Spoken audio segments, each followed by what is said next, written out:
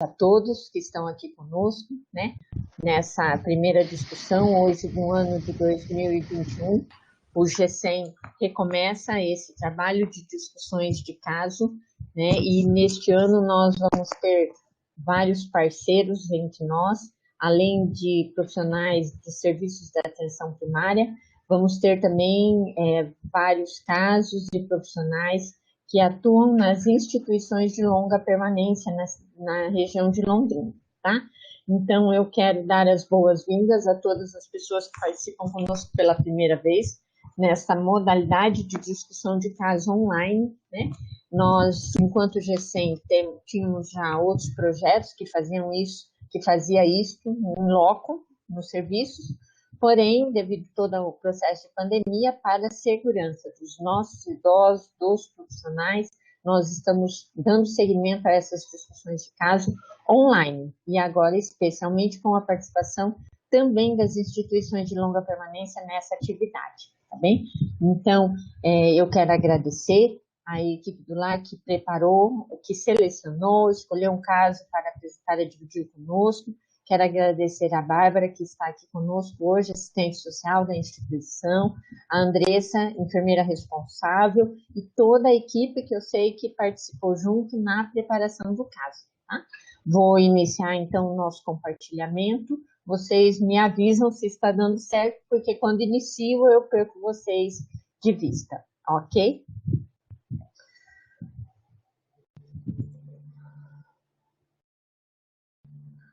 Ok, agora vocês visualizam o caso? Ainda não, professora. Não. Vamos lá, então, novamente. Vamos lá. Deixa eu fazer o compartilhamento e expandir o caso. Foi agora? Ainda não, professora. Oxente. Vamos lá, de novo.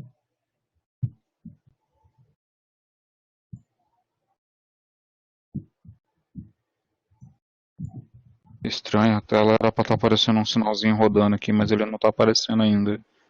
Deixa eu cancelar de novo e reiniciar o compartilhamento. Para mim também ele não tinha aberto.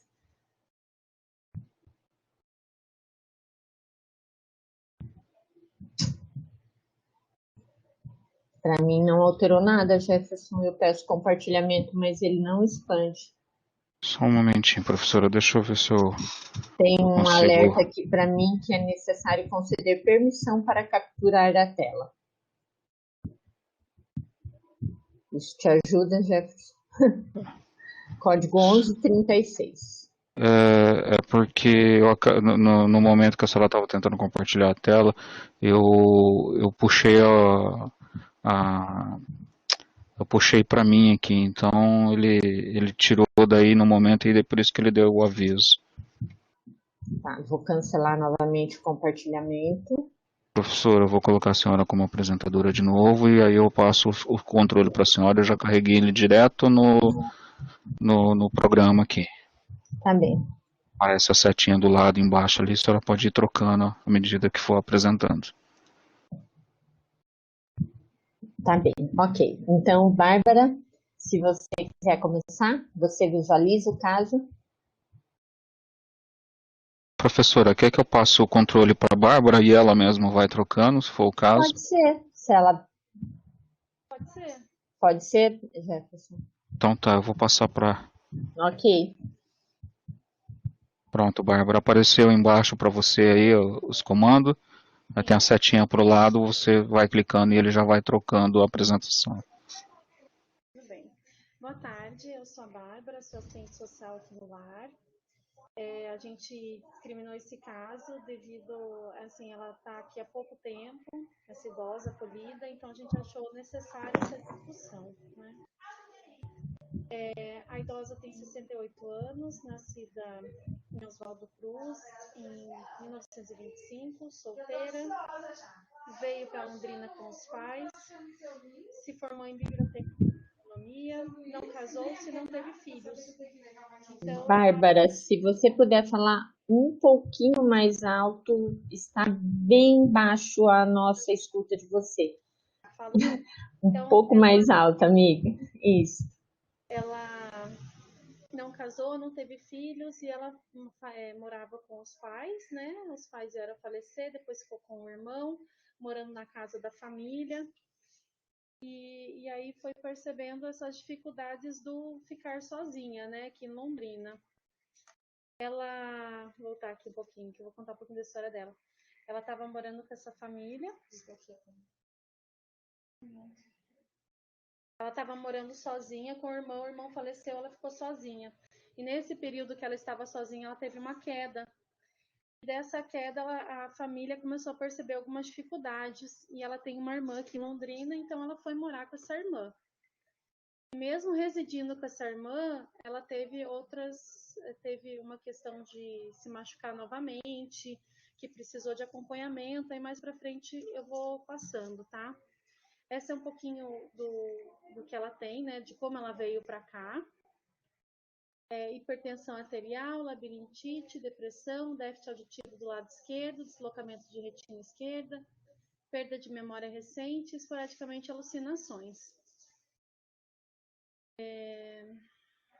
Aqui. Isso é o que eu mandei para você, professora Mara, um pouquinho dos exames para a gente discutir, porque assim, eu estava junto com a enfermeira, mas é que a Andressa não está aqui essa semana, então ela achou importante a gente mandar para discutir se tinha alguma questão importante nesses exames. Eu não sei se vocês querem comentar ou se eu vou passando e depois a gente discute o caso. Acho que você poderia passar, Bárbara, e depois na sequência nós discutimos. Ficaria melhor. Então tá. Então, a tomografia de crânio nessa data, ela não estava aqui com a gente ainda, tá? Isso aqui é o que veio com a família, que nos deram, mas foi logo depois dessa questão da queda dela também, tá? Aí, ó, tem esse exame, o nossa senhora, eletroencefalograma, dia 7/2, comprometimento, né, que teve. Depois, em janeiro, sofreu a queda de própria altura, onde se machucou. Ela relata labirintite, aqui também ela relata isso para nós ainda. E foi morar com a irmã. Depois, mesmo morando com a irmã, ela sofreu esse AVE. Tá? Aí, em setembro, ela morando com a irmã, teve essa queda onde precisou de cirurgia. Então, na verdade, ela veio para cá um pós-cirúrgico aí, tendo dificuldade, bastante dificuldade de ambular, teve todo o acompanhamento com a fisioterapia e teve alguns retornos ao médico para ver essa fratura dela. E aí, diante de toda a dificuldade, né, a família procurou por ela, não tinha tido filhos, ela tem uma renda muito pequena para ela se manter e também não conseguia custear ninguém para fazer os cuidados dela. Então, ela chegou aqui dia 29/10. Aqui é os sinais vitais que a enfermagem passou dela. O que ela está fazendo uso hoje de medicação, tá? Esse aqui é a avaliação da mobilidade, daí foi feito pelas fisioterapeutas, tá?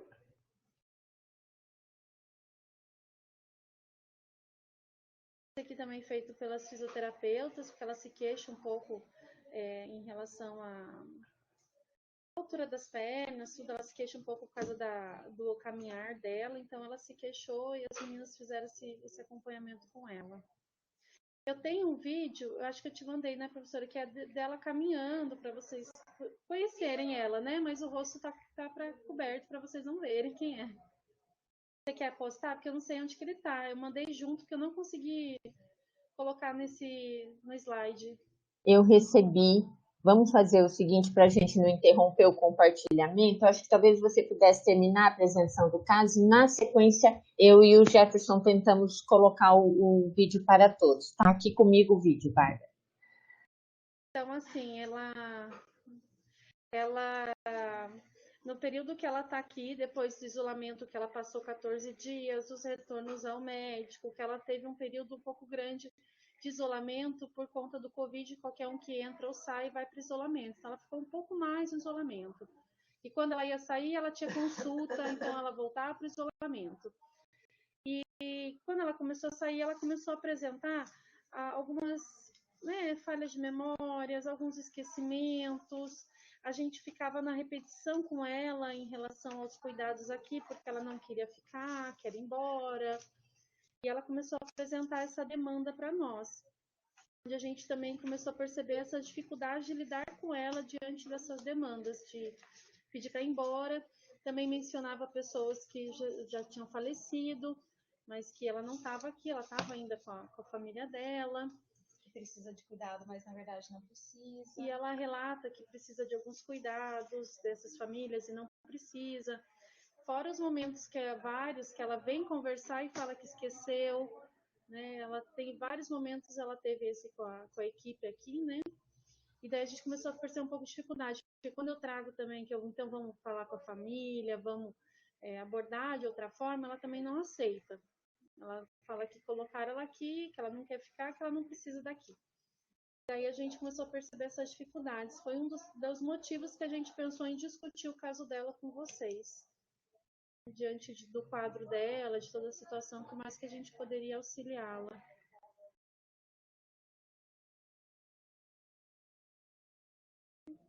Não. Viu? Não dá. Quer colocar alguma coisa, professora Mara?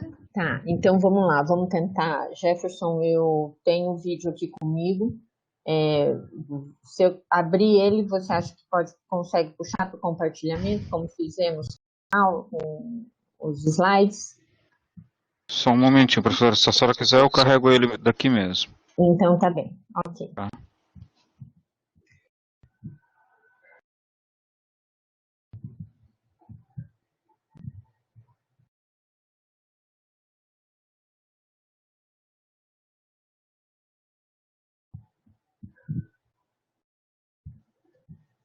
Nós queremos de novo agradecer a equipe do Lar que preparou o vídeo. Aí, vamos lá.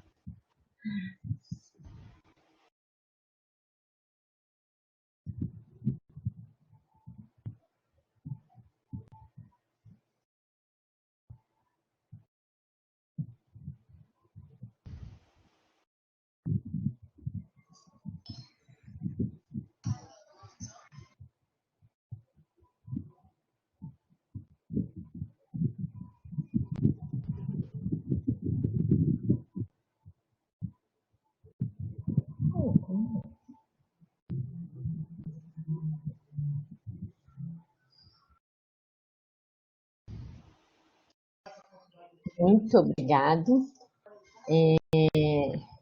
Bárbara, eu acho que os slides também se encerram aqui. Isso, então tá bom. Para você, para a gente discutir algum específico. Gente, desculpa pelo meu nervosismo, mas é a primeira vez que eu faço isso, tá? Fique tranquila, tá? Bom, Bárbara, eu não sei se eu estou com um pouco de ruído aqui no local onde estou agora, talvez você falou e eu que não ouvi. Há quanto tempo a idosa está com vocês aí na instituição?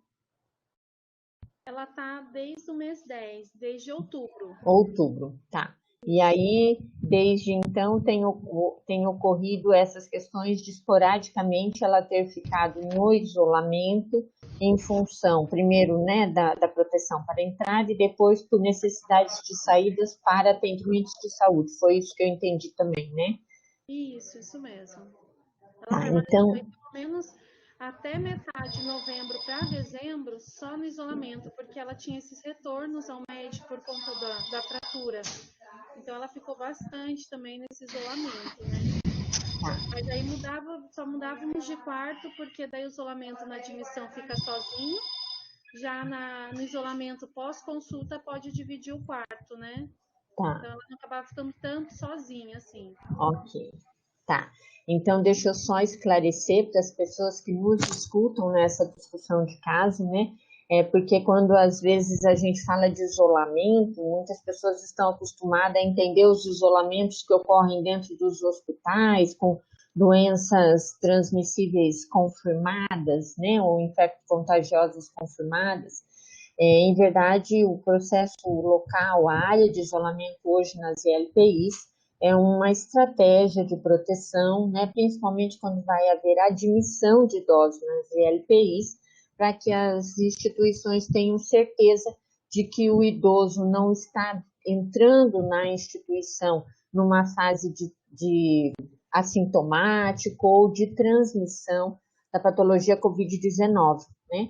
Então, ele sempre que é admitido, ele precisa ficar nessa área de isolamento, passado alguns dias sem sintomatologia, exames negativos, ele pode passar para as áreas comuns de convivência com os idosos, né? E um aspecto que a Bárbara colocou aí, que eu acho que é importante a gente ressaltar também, que essa idosa, antes das sucessivas quedas que teve, né, era uma pessoa com uma certa autonomia, depois das quedas foi se tornando cada vez mais dependente, de maneira que chegou a um ponto em que a família já não tinha condições de dar a segurança e o cuidado que ela precisaria na residência fora do lar, né? Mas como ela tem uma assistência familiar e com isso também algumas assistências na área de saúde, ela esporadicamente sai do lar para essas consultas e cada vez que ela retorna, temos de novo aí uma situação de um certo cuidado com o isolamento, que eu vou dizer um isolamento parcial, mas que ela não pode ficar exatamente em contato com todas as áreas abertas da instituição, né? Bom, nós vamos manter por enquanto aí os slides, porque às vezes na discussão de casa a gente precisa voltar um pouco um slide, outro para esclarecer a nossa discussão, né? Então eu penso que a gente tem aí diante de nós uma idosa que com certeza, né, teve vários motivos para piorar a sua capacidade funcional nos últimos tempos, né? As quedas, a necessidade da institucionalização. Eu penso que a gente não pode negar, entendemos a necessidade, mas a gente não pode negar que a estratégia do isolamento também impõe ao idoso uma certa situação aí de estresse emocional e psicológico, né? Exatamente numa fase também em que ele está migrando de uma instituição da sua casa para uma instituição não conhecida por ele, né? Então, nesse contexto geral, bem resumido, muito resumido que eu fiz do nosso caso, dessa idosa, eu queria abrir a palavra, primeiramente para o professor Cabreira, geriatra do grupo, para quem não conhece ainda, depois a professora Fernanda, fisioterapeuta do nosso grupo do G100, e deixar a equipe do lar, Bárbara, e a colega que está aí próxima de você, Bárbara, para complementar as informações e colocar as dúvidas no momento em que quiserem, tá bem? Professor Cabreira, o senhor quer iniciar? Bom, vamos lá. Eu queria desejar realmente as boas-vindas para todo mundo, agradecer o pessoal do Lar Maria Tereza, né, que diante de tantos desafios e que a gente tem nesse momento, eles também ainda estão tendo essa disponibilidade de estar apresentando o caso, e a gente está dividindo aí com esse grupo de pessoas, alguns alunos, tá certo? Que serão profissionais, e eu acho que isso é importante. Vocês estão vendo que essa realidade da institucionalização é muito importante, o envelhecimento também, ele traz isso como uma coisa obrigatória.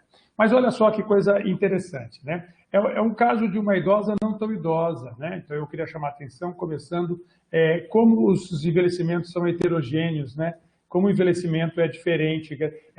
Se eu contasse essa história para vocês e não contasse a idade, vocês pensariam em 85 anos, e ela tem 68 anos. Então, de novo, chamando a atenção de que esse processo do envelhecimento ele pode ser apressado por conta das comorbidades. E ela já vinha sinalizando para a gente algumas comorbidades. Se a gente voltar ao filme um ano atrás, era uma paciente que não tinha déficit cognitivo relevante, tá certo? Não tinha. Era uma pessoa relativamente independente, mas que tinha uma certa desestrutura do ponto de vista de família, quer dizer, não tinha exatamente uma localização para ficar. Mas ela já dava sinais. Por exemplo, esse próprio diagnóstico de labirintite, né?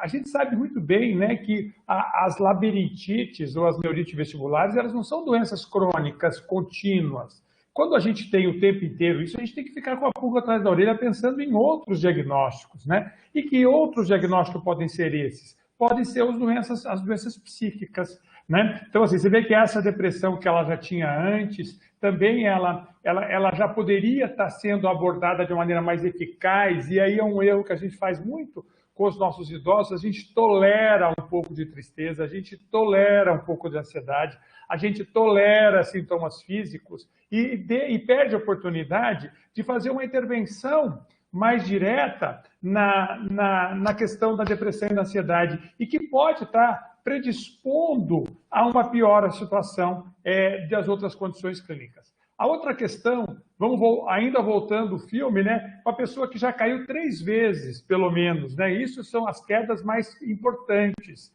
quedas que uma gerou fratura, a outra gerou trauma na cabeça. Então, assim, você vê uma pessoa que começa a cair, né? Então, a gente tem que lembrar que a queda é uma coisa extremamente importante, identificar os fatores, identificar as doenças associadas. E aí, uma pessoa que cai, a gente tem que acender a luz amarela ali para a causa do esquecimento. Uma pessoa que cai, que tem alucinação e que também depois contribui para a piora do esquecimento, a gente não pode deixar de falar da doença de Corpus de Levy. Tá bem? Que ela pode fazer isso. Só que nós teríamos um parkinsonismo mais exuberante, coisa que nós não temos, e nós teríamos uma evolução mais lenta.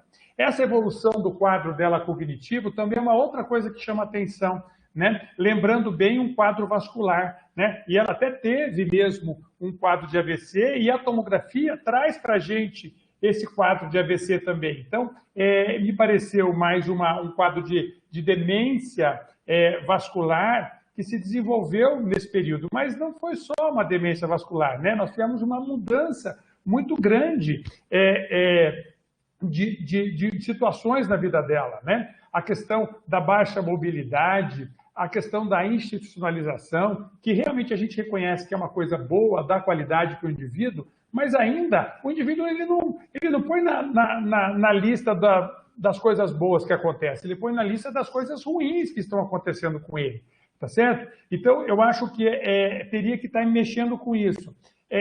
Não foi falado aqui, mas eu queria chamar a atenção para as medicações que ela está usando, né? Ela está usando uma fluoxetina, que é um antidepressivo, o losartana, que é um antihipertensivo, a clomipramina, numa dose de 75 miligramas, tá certo? Que é um antidepressivo tricíclico, e aí eu queria chamar a atenção dessa clomipramina, uma dose alta de um medicamento que gera efeitos colaterais. Ele é um tricíclico, né? Ele tem efeitos anticolinérgicos, pode piorar a cabeça, pode piorar o equilíbrio, pode piorar a boca seca, a obstipação. Então, assim, a gente teria que ajustar mesmo esses remédios. E ela tem um remédio que é o midazolam, que é um benzodiazepínico de ação rápida, tá certo? Os benzodiazepínicos de ação rápida, eles geram mais dependência, tá certo? Mas também são associados a quedas. Tá bem?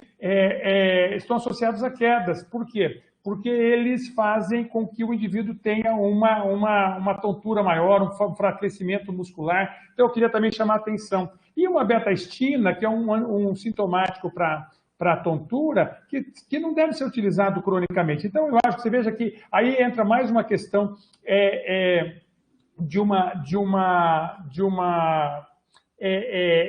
questão da polifarmácia com efeitos colaterais, com uma alta carga colinérgica. E muito bem, a Maíra está colocando no chat uma coisa importante, né? Será que eu não tinha, então, uma doença neurodegenerativa escondidinha, que estava subclínica e que dava para o gasto e que a gente não tinha identificado, e aí eu tive um AVC, tá certo? E aí eu tive agora uma demência mista, e isso passando para frente? Isso é verdade, Maíra, eu acho que você está correta, tá certo? A gente não consegue dizer que não tinha uma doença de base, seja a doença de Alzheimer, seja a doença de Corpus de Levy, tá bem? A ressonância, lógico, ajudaria muito este quadro. Então, assim, como proposta mesmo de intervenção, eu ajustaria esses medicamentos.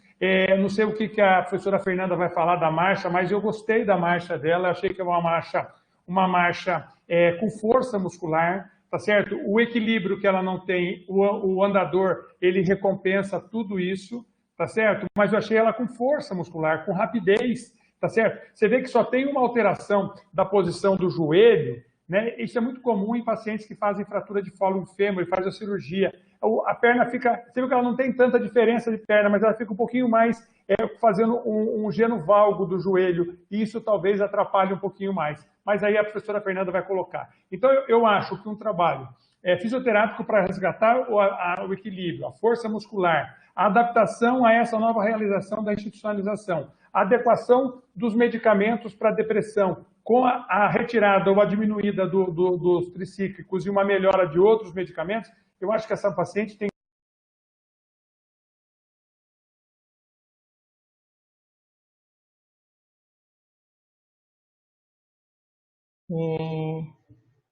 Para mim, o professor Marcos ficou um pouco estático agora. Travou. Acho que ele travou, né? Então, assim... Ele deve ter tido perca de sinal na rede. Isso, Jefferson, volte para nós um pouquinho só o slide das medicações, só para que as pessoas se lembrem um pouquinho. Isso. Mais um pouco, Jefferson. Isso, aí. Então, eu acho que o que o professor Marcos Cabreira estava falando era exatamente aí.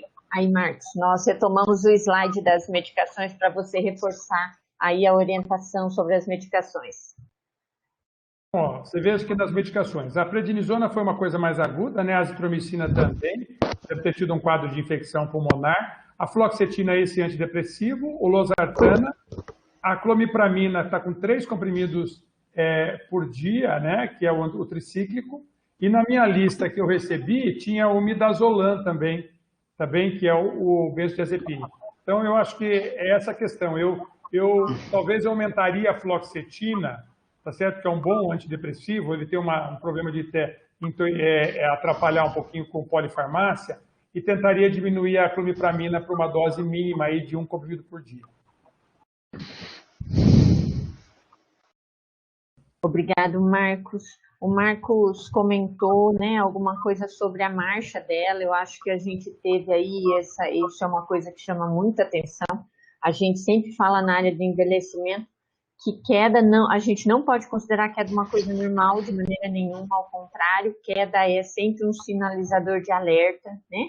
E a gente comentou rapidamente sobre as condições de caminhada. Então, eu queria passar a palavra um pouquinho para a professora Fernanda para comentar um pouco essas questões e quais seriam aí alguma sugestão de intervenção.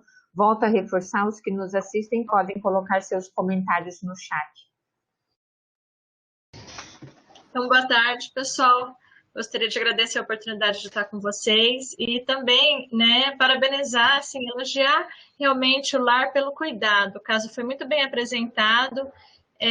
Essa possibilidade que vocês trouxeram da gente visualizar a marcha, o vídeo também, então é algo que realmente vocês se envolveram nessa preparação e ajuda a gente poder visualizar de uma forma melhor essa paciente.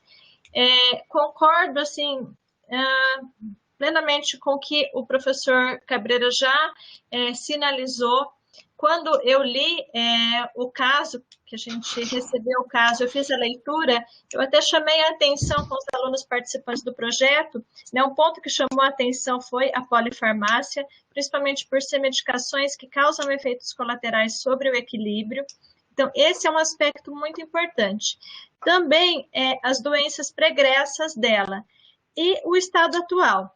Então, assim, fazendo uma linha do tempo, né, daquilo que eu, como fisioterapeuta, né, e também com esse olhar interdisciplinar, eu consigo visualizar, chamar atenção também para a questão da labirintite, que era uma questão inicial, né, é uma doença pregressa que ela tinha.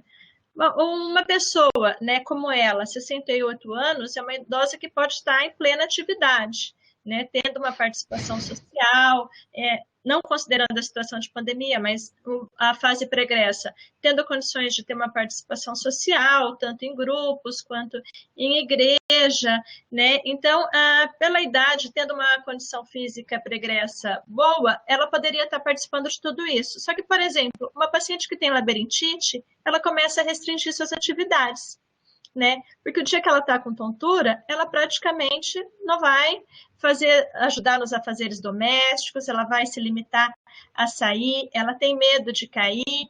Então, isso já inicia um ciclo, né? Então, esse quadro de tontura, se ele não for controlado, ele vai começar a limitar a vida dela. Com isso, a gente vai ter diminuição, né, da mobilidade dela, diminuição da força, diminuição do equilíbrio. Então, a gente já está associando a labirintite com algumas perdas. E isso vai influenciar diretamente, por exemplo, na marcha e no desempenho dela nas atividades de vida diária. Um outro aspecto que me chamou bastante atenção, que daí eu comecei a tentar imaginar, né, como que essa paciente poderia, né, ser, o que ela apresentar, foi em relação aos questionários que vocês aplicaram. E a gente nota pelo quadro, agora visualizando ela, pela idade, mesmo um antecedente de AVE, onde ela tem uma sequela que aparentemente manteve mobilidade, manteve função de membro superior, porque ela consegue se apoiar no andador. Então, isso me chamou a atenção, que ela está muito dependente nas atividades de vida diária, né? Para se alimentar, para pentear o cabelo, para se vestir. Então, assim, esse seria o início do nosso olhar, né? Porque ela não está conseguindo fazer o que é mais básico, auxiliar na higiene. Então, eu penso que nesse plano terapêutico, essas atividades básicas de vida diária, elas precisam ser resgatadas. E eu acredito também que ao passo que ela começar a auxiliar no seu autocuidado, já vai ser um fator que vai estar melhorando a autoestima dela, né? Diminuindo um pouco o grau de dependência dela para essas atividades. Poxa, ela conseguiu pentear hoje o cabelo sozinha. Nossa, né, dona, né, paciente, como você tá bonita, você que penteou o seu cabelo, você comeu sozinha. Então, eu acho que resgatar esses cuidados nesse primeiro momento é importante. Daí, pensando num equilíbrio, né, para a gente chegar na marcha. Está interrompendo, Bárbara? Não? Não, tá bem. Então, pensando no equilíbrio, né, eu até tinha comentado com os alunos.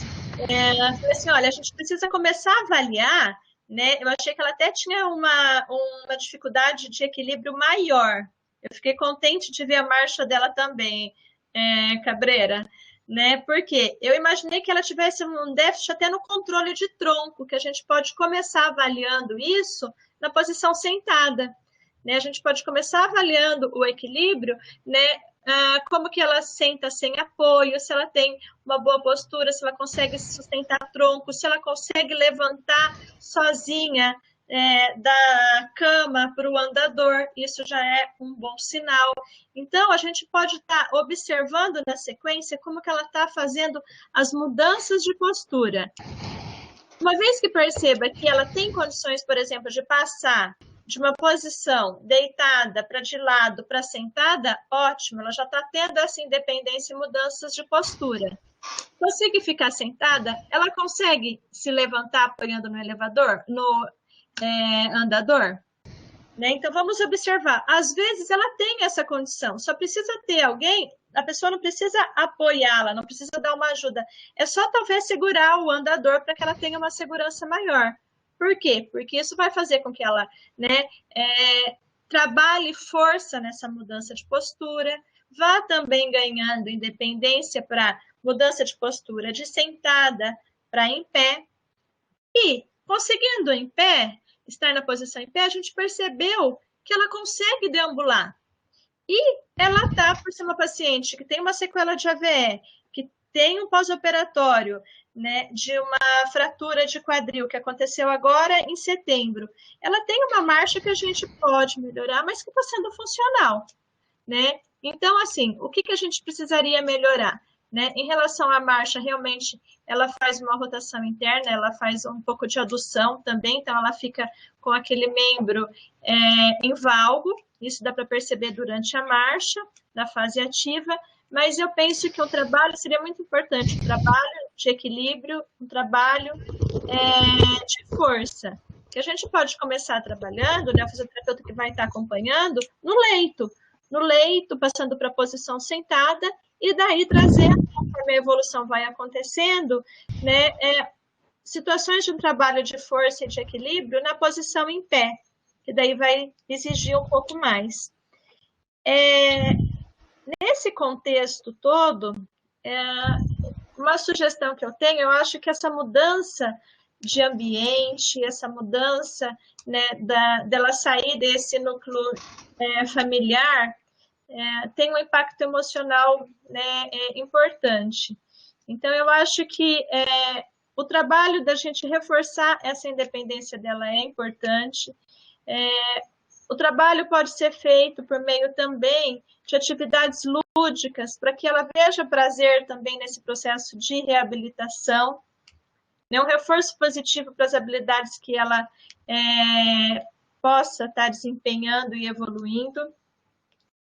Uma outra coisa importante que pode ser trabalhado também, pensando no cognitivo dela, a questão de memória. A gente trabalhar a parte motora associada à atividade cognitiva, a dupla tarefa, né?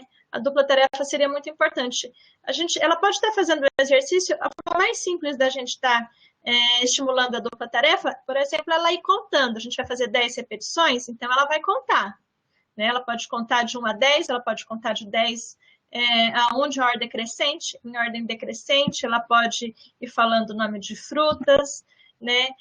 Na marcha dela, como a gente falou, eu acho, na minha opinião, na minha avaliação, ela tem uma marcha que está boa, porque ela está conseguindo fazer as fases, ela tem flexão de joelho, ela está tendo preservada a flexão de quadril, ela tem uma marcha um pouco arrastada, que pode ser melhorado, né? Mas ela mudou de direção durante a marcha, então que é um movimento difícil, mas ela conseguiu mudar de direção, ela está tendo controle sobre o andador. Então, eu acho que isso nos dá condições de poder trabalhar a reabilitação pensando em vários ganhos que ela possa ter. Né? Se vocês quiserem perguntar alguma coisa, comentar. Eu acho que, basicamente, Mara Cabreira, né, dentro do nosso olhar, que se soma ao de vocês, eu acho que seria isso. Eu acho que é muito interessante, né, a gente pensar. Enquanto eu ouvia a professora Fernanda, eu estava ali fazendo a retrospectiva, né, olha como as coisas foram rápidas, né? Em janeiro teve uma queda, em agosto teve um AVC, em setembro teve outra queda com fratura, e agora já está institucionalizada, né? Consequência de tudo isso, mas eu acho que a professora Fernanda trouxe alguns aspectos muito importantes, que realmente, apesar dela estar com o andador, a gente percebe ainda uma habilidade motora na marcha muito boa, né? E eu queria só fazer uma junção um pouco de alguns fatores aí com essa questão da queda cognitiva nela, né? O Cabreira já levantou, os exames também mostram uma alteração difusa de parênquima cerebral, quer dizer, a gente pode considerar que esse AVC, junto com outros fatores, possam estar predispondo aí com uma demência mista, como a gente já propôs, ou uma demência vascular, mas em si ela ainda tem, eu diria, muito pela frente. Eu acho que a gente também tem que considerar que talvez o processo de déficit cognitivo foi diretamente afetado por esses traumas recentes de quedas, internações por AVC, queda de novo, pela institucionalização. O quadro de depressão, o professor Cabreira já apontou aí, né, um ajuste na terapêutica, porque a gente também sabe que o quadro depressivo agrava os déficits cognitivos, né? Nós, talvez, né, eu acho que como sugestão, tá, para o acompanhamento disso, que a equipe tente aí usar algumas escalas de avaliação, tanto do déficit cognitivo, quanto do quadro de depressão, né? Então, a gente tem a escala de Beck para depressão, que é 10 perguntas lá, né? Então, pode ser feito pela psicóloga do lar ou por qualquer outro profissional. Nós temos os testes de cognição, mas para a gente ter um parâmetro de comparação, né? Mas eu acho que o que a professora Fernanda trouxe também na fala dela, que é muito importante, e aí eu falo um pouco como enfermeira, né? Como eu já apontei, o isolamento é sempre uma situação de estresse, é uma situação de muita restrição, especialmente aos pacientes idosos. Então, eu acho que, assim, a equipe precisa de alguma forma, vestir a camisa de vamos estimular a nossa idosa, né? Realmente, gente, quando a gente olha nos documentos enviados por vocês, o quadro de dependência dela, né, é assustador para alguém com 68 anos. Ela praticamente não consegue fazer nada sozinha, a não ser escovar o dente e se alimentar, né? Quer dizer, em verdade, a imagem da pessoa com o andador não é uma imagem compatível com esse nível de dependência, né? Então, eu acho que também nós temos que trabalhar um processo com a equipe que é muito, eu diria, difícil, que é o fato assim, tem história de queda, vem com um diagnóstico de labirintite, mas o professor Cabreira já nos lembrou, labirintite não é uma doença crônica, labirintite é um quadro agudo que se trata e o esperado é que a sintomatologia se encerre, né? Então, se ainda há algum teste de equilíbrio que ela deixa a desejar, e aí a fisioterapia pode nos ajudar com isso, temos que intervir nisso, com mais exercício de força, com mais exercício de equilíbrio, mas a gente precisa, tem hora que, eu diria, anular um pouco alguns diagnósticos que rotulam os pacientes idosos e acabam sendo fonte de tanta preocupação da equipe que, não, porque ela tem labirintite, ela teve queda, então nós não podemos ela fazer nada sozinha, né? É claro que ela precisa de supervisão. A gente não vai deixar ela totalmente sozinha, tomando um banho. A gente precisa trabalhar a força com a fisioterapia, fazer o ajuste na medicação, diminuir o quadro depressivo dela e estimulá-la com uma supervisão que lhe dê segurança, tanto para ela quanto para a equipe, né? Porque tudo isso vai somando num fator de estímulo cognitivo bem-estar.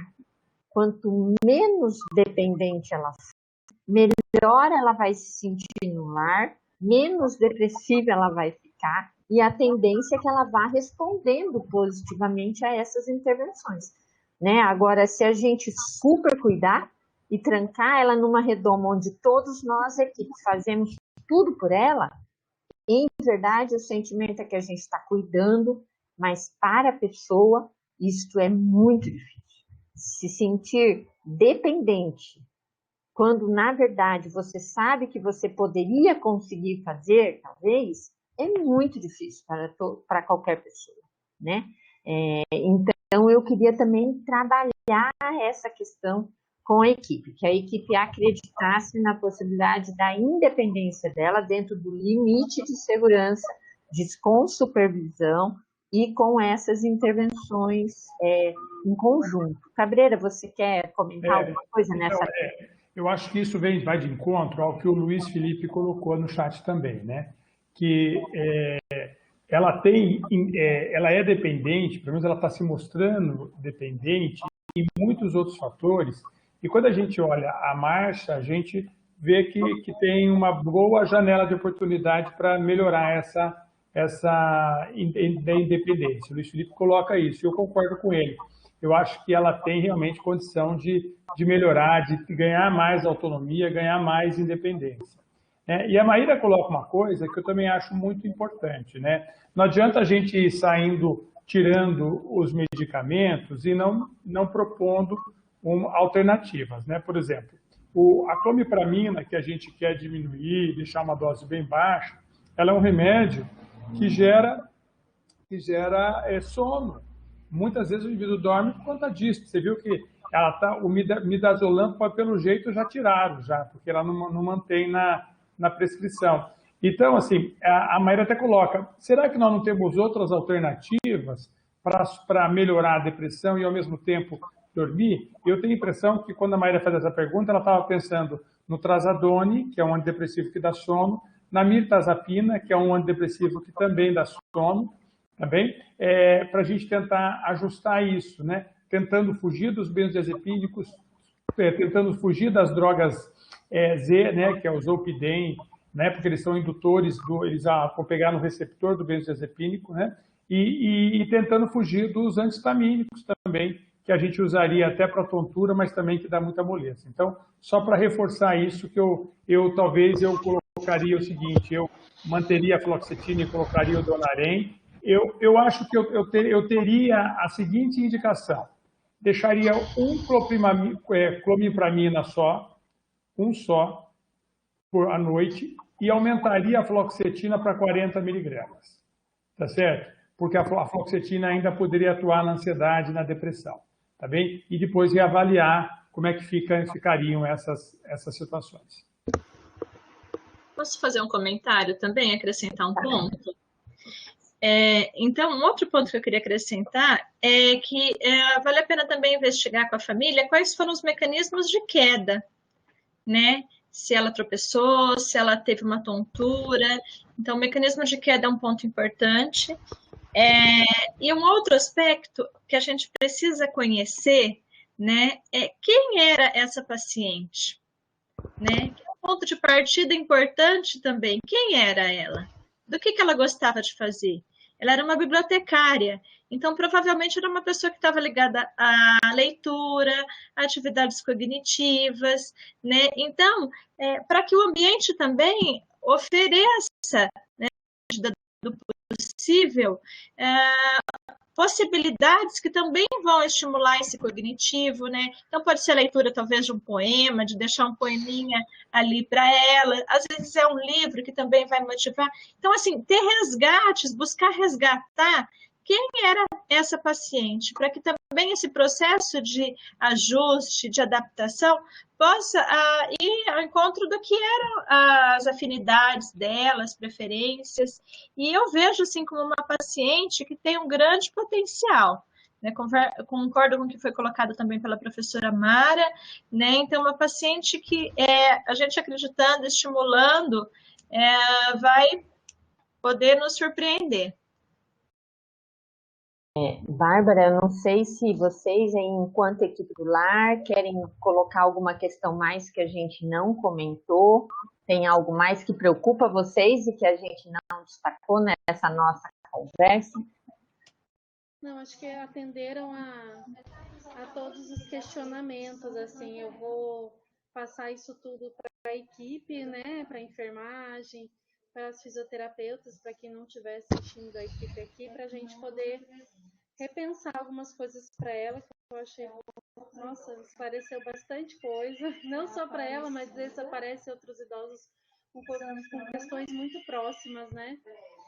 E uma coisa assim que eu acabei não colocando é que eu faço o histórico junto com a enfermagem, né? Eu que vou na visita e a gente acabou não colocando. E só teve uma ocasião que ela solicitou, que foi o cigarro, porque ela estava sem fumar enquanto estava com a irmã. Quando ela morava sozinha, ela fumava. E aí ela veio uma vez, falou disso, a gente conversou sobre, convencemos de não fazer uso e passou, não teve mais, mas ela é uma fumante assim de anos. Pelo menos uns 30 anos, essa fumante. E ela só não fumou o pequeno tempo que ela ficou na irmã, porque a irmã não permitia. E depois, só uma vez que ela veio me questionar sobre isso, né, que eu tenho alguns fumantes aqui no lar, né, que mantém, a gente controla, mas mantém, e ela viu. E só teve isso, e eu acabei esquecendo, não colocando nesse histórico, assim, não sei se isso faz uma diferença ou não, né, mas que era uma informação que eu acabei esquecendo. Mas eu acho que tem bastante possibilidade de trabalho, né, da equipe, da família, das meninas. Eu acho que é bem interessante, assim, rever a questão de medicação, para a gente voltar no futuro a poder vê-la numa situação melhor. Olha, eu penso que assim, né, se você dissesse para mim que ela parou de fumar nas vésperas de entrar ao lar, eu diria que esse seria um fator que a gente realmente teria que estar muito atento, né? Se ela teve eu diria assim, um processo gradativo de afastamento do hábito do tabagismo com a irmã, isso pode nos ajudar, mas isso também a gente não pode negar que existe aí um fator que para ela, muito com certeza, isso é para todos os fumantes, era um fator de um certo prazer, de uma certa fonte de uma sensação de prazer, e que ela se vê poupada também aí no lar, né? Então, Eu acho que esse é um fator que não dá para a gente exatamente anular e apagar, tá, Bárbara? Porque quando a irmã fala, não, eu não deixava ela não fumar, mas, assim, até que ponto hoje ela ainda não tem um certo vínculo com esse hábito, né? Que, na verdade, não é só um hábito, né? Vou usar um termo aqui, que é uma drogadição, que a gente fala, né?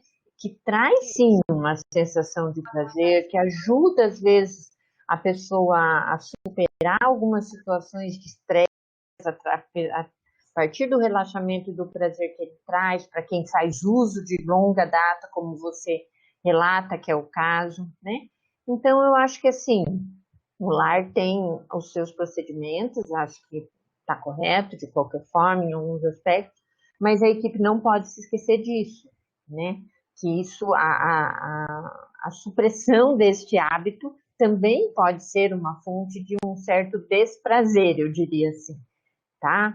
Dependendo, claro, de há quanto tempo ela está sem o cigarro, como isso já foi trabalhado na cabeça dela e na vida dela, né? Cabreira, você quer comentar alguma coisa sobre isso? Não? Não? Ok. Então, eu queria também, Bárbara, comentar com vocês, a equipe tem algumas pessoas que participam com a gente, né, que reforçaram muito isso, né, que nos chamou a atenção esse aspecto que a Fernanda colocou. Ela era uma bibliotecária, ela é uma pessoa que teve um curso superior, né, quer dizer, é uma idosa que tem aí já um nível de alguma forma diferenciado, e a gente tem que considerar isso, né? Ela era totalmente independente há um ano atrás e agora ela está totalmente independente dentro de uma instituição, sem nenhuma atividade vinculada aos prazeres que ela tinha fora, né? Então, eu acho que são aspectos importantes da gente lembrar. Lá no histórico, em algum lugar rapidamente, tem uma questão de uma presença de uma dor. A gente sabe que em pessoas com quadros depressivos e pós-AVC podem ocorrer quadros de dores, eu diria, meio, né, não frequentes, não claramente com um quadro muito evidente, mas é uma coisa também que a equipe valeria a pena observar, né? A gente não pode esquecer que a gente está diante de uma idosa que teve uma fratura de fêmur recente, teve 2 quedas, uma fratura de fêmur, teve um AVC, o AVC às vezes provoca sensações dolorosas crônicas em algumas terminações. Então, eu acho que não que a gente precise necessariamente entrar já com uma medicação, mas eu acho que é um aspecto que a equipe precisa observar, porque eu sempre brinco como alguém que estudou um pouco sobre dor, pior do que uma dor que não existe e que recebeu uma medicação leve, é uma dor que existe e que ninguém tenta controlar, né? Mas a gente só vai ter clareza disso na medida em que a gente avaliar essa queixa, que a gente observar se a queixa vem associada a algum impacto nas atividades que ela tenta desenvolver, para daí avaliar, será que um analgésico, pelo menos em alguns momentos de movimentação, se a queixa realmente existe e é permanente, não poderia também nos ajudar? Tá? E agora que eu falei da medicação, eu queria colocar aqui, professor Cabreira, o Luiz Felipe colocou uma dúvida lá sobre a medicação da betaistina, né, o nome comercial aí. Você comentou rapidamente no início, mas você quer retomar um pouquinho sobre isso? Eu acho que esse comentário do Luiz Felipe é muito importante, né? Você vê que um dos nossos problemas para idosos e para mais idosos institucionalizados é a polifarmácia, né? E a polifarmácia, a gente também já batendo bastante nessa tecla, um medicamento sozinho pode ser que ele não faça tanto grandes efeitos colaterais, mas ele somado a outros, ele tem uma interação medicamentosa e uma somatória de efeitos que pode atrapalhar. A betaistina é um medicamento que vai funcionar como um sedativo do sistema labiríntico, né? A gente usa como sintomático para zumbido, para tontura, mas como a causa da tontura não é uma causa constante, ela não tem muito sentido você manter isso constante. O grande problema é que você adquire um estado de equilíbrio com o medicamento e quando você vai retirar, você sente um pouco de diferença. Mas não se justifica. Para um indivíduo idoso, não se justifica a utilização de um medicamento que não esteja claramente a vantagem que ele está trazendo. Então, eu acho que como ela está numa instituição que daria para fazer um contato mais direto, eu tiraria, sim, a betaestina, tá bem? No consultório, muitas vezes eu ponho um dia sim, um dia não, até o indivíduo se acostumar, depois, na hora que eu vejo, eu estou tirando, tá certo? Mas eu tiraria sim. Nós não podemos deixar um medicamento só por via das dúvidas, tá certo? Medicamento é um negócio que atrapalha muito e não se justifica o manter o medicamento se a gente não tem clareza do benefício que ele está trazendo. Bom, uma coisa que eu queria também comentar, só um detalhe pequeno, mas que me chamou a atenção, me deu um sinalzinho de alerta, quando a Bárbara falou em relação ao cigarro. Né? A fala que me deu um alerta foi: a irmã não permitia que ela fumasse. Né? Então, assim, nesse contexto, quando eu falo desse resgate de quem ela era no passado, quem ela era nesse passado mais recente, para a gente avaliar também o quanto na casa da irmã ela tinha uma independência e ela tinha uma autonomia, né? Porque não permitia que ela fumasse. Mas por que ela não dava um jeito? Por que ela não ia comprar o cigarro dela? Por que ela não, né, infligia as regras? Né? Ou será que ela já não tinha mais autonomia porque foi retirada? Né? Será que ela auxiliava nos afazeres ou também ela não tinha uma função nessa casa? Né? Então, tudo isso, o quanto ela era mais ou menos ativa dentro do ambiente familiar, também é algo que vai influenciar nessa evolução do quadro dela, né, em relação à autonomia e independência. Só esse alerta que, para mim, foi um ponto que me chamou a atenção. Obrigada, professora Fernanda. Então, acho que talvez o resumo de tudo isso, né, é assim: vamos fazer um ajuste aí nessas medicações, vamos investir bastante na força muscular dela, na possibilidade física dela de resgatar várias atividades de autocuidado e, quem sabe, algumas atividades produtivas que eu sei que aí no lar vocês muitas vezes possibilitam aos idosos participar, né? Eu acho que esse conjunto de atividades com certeza vai melhorar o quadro depressivo e aí sim, gradativamente, a gente vai poder fazer um processo de avaliação e acompanhamento do quadro cognitivo, porque daí a gente vai saber que o bem-estar químico e mental está restabelecido e aí a gente vai tentar avaliar melhor o que é esses períodos de confusão, eles realmente têm se mantido, ou a gente conseguiu estabilizar também essa possível perda cognitiva que ela está apresentando com essas intervenções simples, né? Com essas intervenções, assim, que eu diria, simples, mas eficazes, quando a gente tem uma equipe multidisciplinar, como as instituições de longa permanência possuem, tá? Então, eu acho que aí sim, depois dessa intervenção, seria até bacana, assim, um outro caso, que vocês estivessem aqui com a gente, vocês trouxessem notícia dela para nós, né? Melhorou, como que ela tá? Perdão, gente. Passou um pequeno jato aqui próximo de mim agora. E aí a gente vai poder reavaliar novamente a questão cognitiva e os possíveis impactos dessa demência que parece querer se mostrar, mas que eu acho que a gente tem mecanismos aí de acompanhar e talvez garantir uma funcionalidade por muito tempo, tá bem?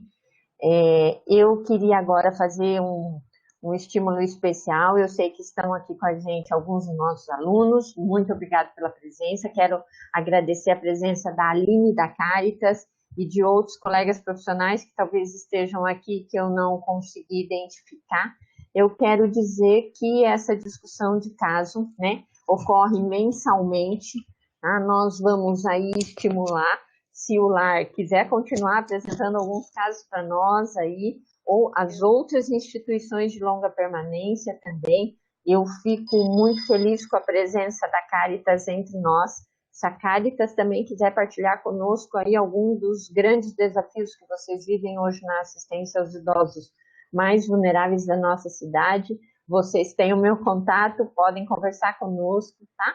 e nós vamos, assim, gradativamente ampliando e diversificando os casos que a gente vai discutir aqui nas nossas discussões mensais, tá?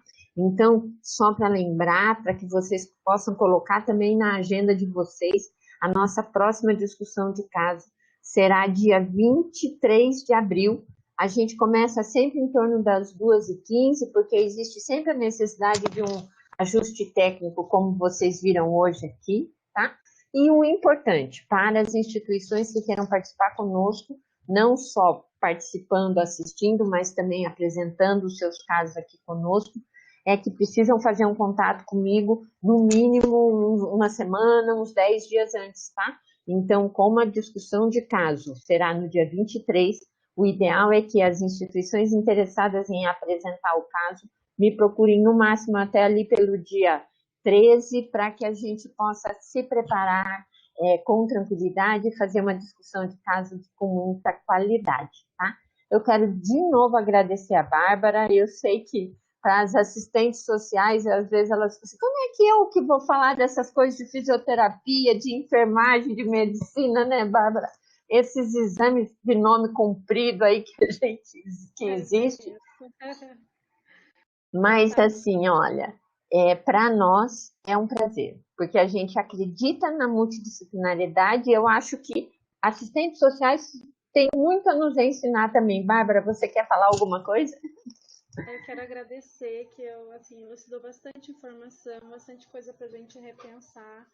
É que devido, assim, à pandemia, a gente percebeu realmente que o trabalho ele ficou um pouco mais árduo, né, por conta da gente não poder ter tanta participação das famílias, por ter esse isolamento social para eles foi muito sentido. E está sendo, porque a gente fica fecha a cidade, abre a cidade, e a gente sabe que isso é necessário, mas que a gente percebe essa falta de aproximação, né? Que os vínculos ele existe com a família, mesmo com a pessoa aqui, mas eles acabam não sendo tão estreitos, e a gente tem percebido isso, e também algumas atividades que a gente tinha aqui, a gente não está tendo mais, por conta da pandemia, não poder entrar.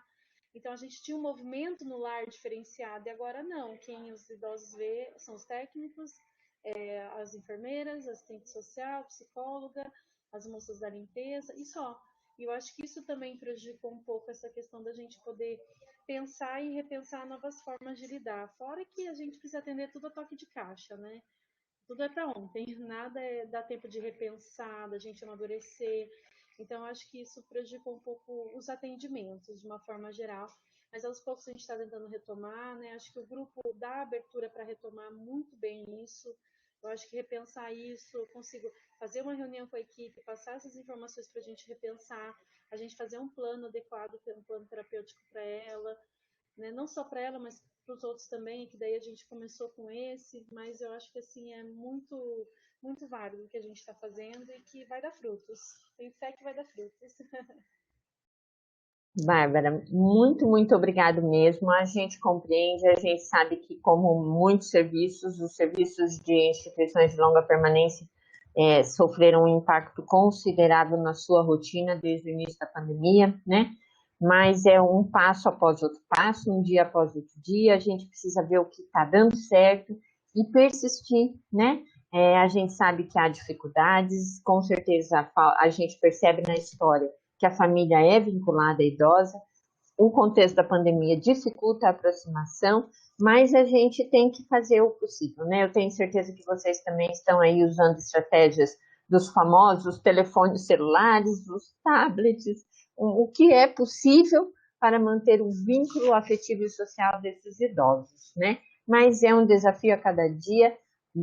Nós que estamos aqui tentando ajudá-los, né? Queremos dizer para vocês, força, tá bem? Força, cada ação a mais pode ter um impacto ótimo e ela é importante. A gente não vai conseguir mudar todo o contexto rapidamente, mas passo a passo as coisas vão se normalizando e ficando melhor para todos nós, tá bem? Tá? Fernanda, eu queria te passar a palavra para você só rapidamente. Tem uma última pergunta ali, daí a gente encerra, tá bom? até que ponto a dependência de uma determinada medicação pode trazer também uma demora na eficácia do tratamento fisioterápico. Então, eu acho que talvez seja interessante mesmo a gente discutir isso, né? Até que ponto medicação impacta no cuidado e na assistência de outros profissionais da área da saúde. Só para a gente fechar o caso com essa reflexão. Sim, com certeza. A gente pode começar um efeito colateral, né, básico, por exemplo, uma sonolência. Se a gente está diante de uma medicação que tem como efeito colateral uma sonolência, o paciente ele já não vai ter mais a mesma disposição para realizar exercícios, né? Se afeta o equilíbrio dele, ele não vai se sentir seguro em posições mais desafiadoras, então a gente vai ter que trabalhar com uma terapia, né, mais sentado, mais no leito.